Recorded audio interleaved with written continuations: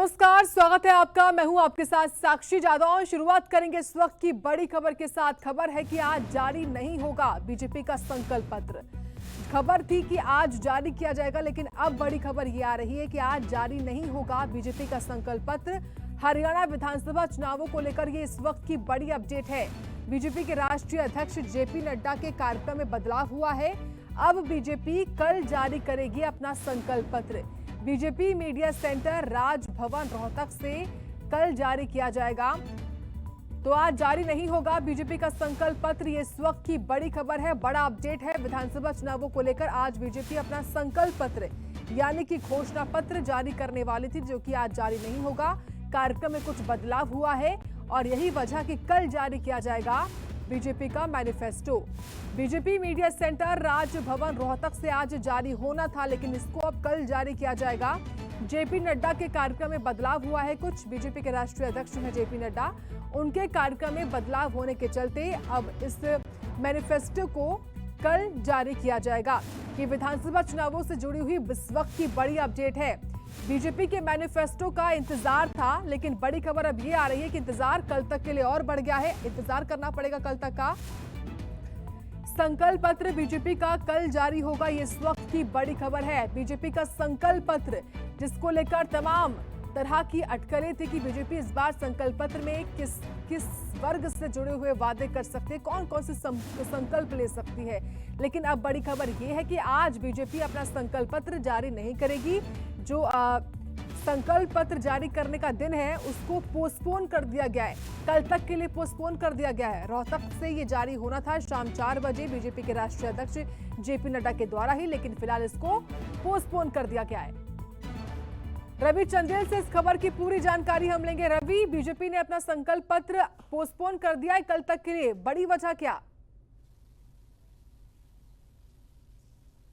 देखिए, फिलहाल जिस तरीके से खबरें निकलकर सामने आ रही है, बीजेपी द्वारा आज अपना संकल्प पत्र जो है वो रोहतक में शाम 4 बजे बीजेपी के राष्ट्रीय अध्यक्ष जेपी नड्डा की अध्यक्षता में संकल्प पत्र को जारी करना था, लेकिन कुछ कारणों की वजह से, निजी कारणों की वजह से संकल्प पत्र जिसको आज जारी करना था उसको जो है वो पोस्टपोन कर दिया गया है। और कल ही जो है वो बीजेपी के राष्ट्रीय अध्यक्ष जेपी नड्डा, मुख्यमंत्री नायब सिंह सैनी, प्रदेशाध्यक्ष मोहन लाल बडौली की मौजूदगी में रोहतक के अंदर ही जो है वो संकल्प पत्र को जारी किया जाएगा। जी बिल्कुल रवि, जिस तरीके से ये सुबह से चर्चाएं थी कि आज बीजेपी के राष्ट्रीय अध्यक्ष रोहतक के दौरे पर पहुंचेंगे, शाम 4 बजे संकल्प पत्र बीजेपी का रिलीज हो जाएगा, लेकिन अचानक से ये बड़ा बदलाव क्या कोई और कार्यक्रम, कोई और दौरा अब बन गया है जेपी नड्डा का? इस बारे में कोई अपडेट बीजेपी की तरफ से, कोई स्टेटमेंट जारी हुआ है क्या?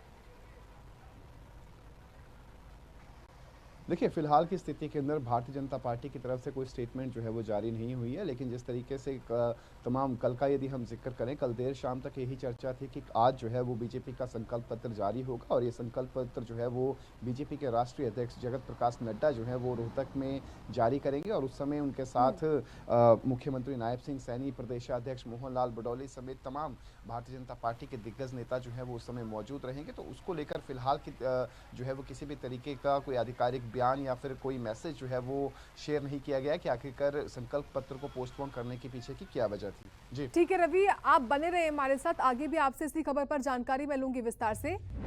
फिलहाल क्योंकि कल अब बीजेपी का संकल्प पत्र जारी होगा, लेकिन इस संकल्प पत्र में क्या हो सकता है वो जरा आपको ग्राफिक के माध्यम से बताएं कि जब रोहतक से बीजेपी का घोषणा पत्र जारी होगा तो उसमें क्या हो सकता है।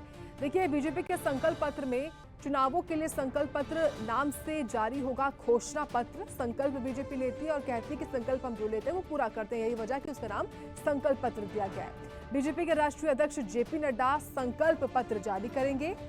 और वहीं बताएं आपको कि कार्यवाहक मुख्यमंत्री नायब सैनी, मोहनलाल बडौली मौजूद रहने वाले हैं इस कार्यक्रम में जब संकल्प पत्र यानी कि घोषणा पत्र जारी होगा। घोषणा पत्र के लिए बीजेपी ने खास कमेटी बनाई थी। ओपी धनखड़ को कमेटी का अध्यक्ष बनाया गया था, जिनकी अध्यक्षता में ही ये कमेटी ने काम किया है और ये घोषणा पत्र तैयार किया गया है। मैनिफेस्टो कमेटी को हजारों से ज्यादा सुझाव आए। साथ ही संकल्प पत्र में युवाओं, किसानों, गरीबों पर खास फोकस रह सकता है, ये चर्चाएं हैं। बीपीएल परिवारों के लिए कुछ बड़ी घोषणाएं बीजेपी कर सकती है अपने मैनिफेस्टो में, ये भी खबर मिल रही है। रवि चंदेल लगातार बने हुए हैं इसी बड़ी खबर पर। रवि, हालांकि आज तो जो बीजेपी का मैनिफेस्टो है वो सामने नहीं आएगा, इंतजार करना पड़ेगा आपको कल तक के लिए, लेकिन इस मैनिफेस्टो में हो क्या सकता है? खबर ये मिल रही है कि बीपीएल परिवारों के लिए बड़ी घोषणाएं बीजेपी कर सकती है। जो हर तमाम जो वर्ग है, युवाएं हो, किसान हो, महिलाएं भी क्यों ना हो, गरीब क्यों ना हो, इन सबके लिए भी बीजेपी का फोकस रह सकता है। क्या 19 में जो वादे किए थे उनसे जुड़ी हुई कोई जानकारियां 24 के मैनिफेस्टो में बीजेपी जारी कर सकते हैं? कुछ अलग या नया क्या हो सकता है इस बार के मैनिफेस्टो में? देखिए, सबसे पहले 2019 के मैनिफेस्टो जो कि भारतीय जनता पार्टी का मैनिफेस्टो था, उसका यदि हम जिक्र करें तो उसको लेकर जो है वो तमाम तरह के लगभग वादे किए गए थे और उन पर जो है वो कहीं ना कहीं खरा उतरने का काम भी भारतीय जनता पार्टी की तरफ से किया गया। लेकिन जब भारतीय जनता पार्टी को बहुमत जो है वो नहीं मिला, उसके बाद जिस तरीके से गठबंधन किया गया, गठबंधन के तहत कॉमन मिनिमम प्रोग्राम बनाया गया और कॉमन मिनिमम प्रोग्राम को लेकर दोनों ही राजनीतिक दलों के जो नेता थे उनको उस कॉमन मिनिमम प्रोग्राम की कमेटी के अंदर जो है वो शामिल किया गया, ताकि जो भी मैनिफेस्टोज़ हैं, जो कॉमन मैनिफेस्टोज़ हैं, चाहे जननायक जनता पार्टी का जिक्र कर लें या फिर भारतीय जनता पार्टी का जिक्र कर लें, उनको जो है वो पूरा करने का काम जो है वो किया जाएगा। तो उस पर जो है वो तवज्जो जो है वो मनोहर सरकार का यदि हम जिक्र करें, जिस तरीके से 4.5 वर्ष तक मनोहर सरकार द्वारा काम किया गया, उसके बाद नायब सैनी द्वारा जो है वो मुख्यमंत्री का पदभार संभाला गया। तो ऐसी स्थिति के अंदर कोशिश जरूर की गई है, लेकिन यदि हम आपके 2024 के मैनिफेस्टो का जिक्र करें तो 2024 को लेकर जिस तरीके से लोकसभा चुनाव भी हुए, लोकसभा चुनावों में भी भारतीय जनता पार्टी की तरफ से सीधे तौर पर 5 वर्गों का जो है वो जिक्र किया गया, ना कि 5 जातियों का जिक्र किया गया, जिसमें युवा, किसान, महिला, गरीब और व्यापारी वर्ग, इनको जो है वो शामिल किया गया, ताकि इनको जो है वो और अधिक सुदृढ़ जो है वो किया जा सके और एक तरीके से जो आर्थिक दृष्टि से जो है वो किस तरीके से जो बीपीएल परिवार के लोग हैं उनको जो है वो लाइमलाइट में लाया जा सके, किस तरीके से तमाम व्यवस्थाएं जो है वो की जा सके, उस पर जो है वो तवज्जो देने की कोशिश जो है वो भारतीय जनता पार्टी की रहेगी। और जिस तरीके से यदि हम मैनिफेस्टो कमेटी का जिक्र करें तो भारतीय जनता पार्टी की तरफ से मैनिफेस्टो को लेकर जो है वो ओम प्रकाश धनखड़, जो कि राष्ट्रीय भारतीय जनता पार्टी के राष्ट्रीय उपाध्यक्ष भी हैं, उनको जो है वो इसकी जिम्मेवारी सौंपी गई थी और लगभग 1000 के करीब या फिर 1000 से ज़्यादा के करीब जो है वो सुझाव पहुँचे थे। तो उनमें से कितने सुझावों को जो है वो मैनिफेस्टो में शामिल किया गया है, ये देखने वाली बात रहेगी। लेकिन जिस तरीके से यदि हम प्रधानमंत्री नरेंद्र मोदी के कुरुक्षेत्र रैली का यदि हम जिक्र करें तो उसमें सीधे तौर पर प्रधानमंत्री की तरफ से ये कहा गया था कि गरीब परिवारों को 70,000 मदद के रूप में जो है वो केंद्र सरकार देने जा रही है और जिसमें 30,000 यदि भारतीय जनता पार्टी की सरकार बनती है तो 30,000 उसमें और एड ऑन जो है वो किए जाएंगे, यानी कि कुल 1,10,000 रुपये की आर्थिक मदद जो है वो गरीब परिवारों को जो है वो दी जाएगी। इसके अलावा पूरे तरीके से यदि हम जिक्र करें तो बिजली के बिल जो है वो उसको माफ़ करने की तरफ जो है वो प्रयास जो है वो किए जाएंगे और किस तरीके से बिजली के बिल जो हैं वो पूरे तरीके से माफ़ होंगे, चाहे उसमें मध्यम वर्ग हो या फिर आर्थिक स्थिति से परिपक्व वर्ग हो, उन तमाम वर्गों को किस तरीके से मुफ्त बिजली जो है वो दी जाए, उसको लेकर जो है वो प्रयास किए जाएंगे और सीधे तौर पर सौर ऊर्जा का इस्तेमाल जो है वो किया जाएगा। तो जाहिर तौर पर मैनिफेस्टो के अंदर मुफ्त बिजली को लेकर और साथ ही रवि, जो हाल ही में लोहारू की रैली में केंद्र मंत्री की ओर से, अमित शाह की ओर से बयान भी दिया गया है, खासतौर से जो अग्निवीर का मुद्दा है, साफ तौर पर कहते हैं केंद्रीय मंत्री अमित शाह कि मैं किसी भी युवा को बेरोजगार नहीं रहने दूंगा, सबको नौकरियां मिलेंगी। तो हो सकता है कि अग्निवीर योजना से जुड़ी हुई कोई जो बड़ी बात है वो इस संकल्प पत्र में शामिल हो।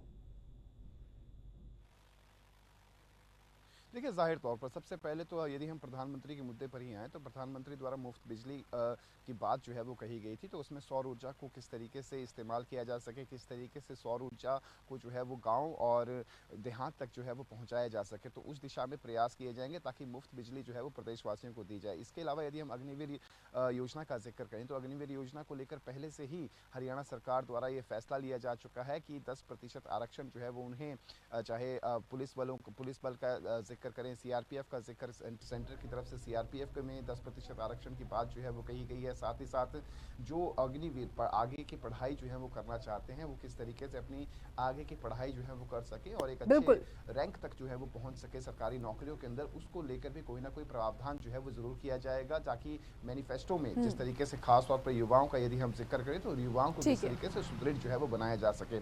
तो वहीं यदि हम महिलाओं का जिक्र करें तो महिलाओं की भागीदारी को भी सुनिश्चित करने के लिए लगातार सरकार की तरफ से प्रयास जो है वो किए जा रहे थे, तो अब मैनिफेस्टो के अंदर भी महिलाओं की भागीदारी को सुदृढ़ करने को लेकर कोई ना कोई बड़ी योजना जो है वो चलाई जा सकती है, जिसके तहत भारतीय जनता पार्टी उसको जो है वो मैनिफेस्टो में ठीक है। शामिल करके एक लुभावना मैनिफेस्टो जो है वो प्रदेशवासियों के समक्ष जो है वो रख सकती है।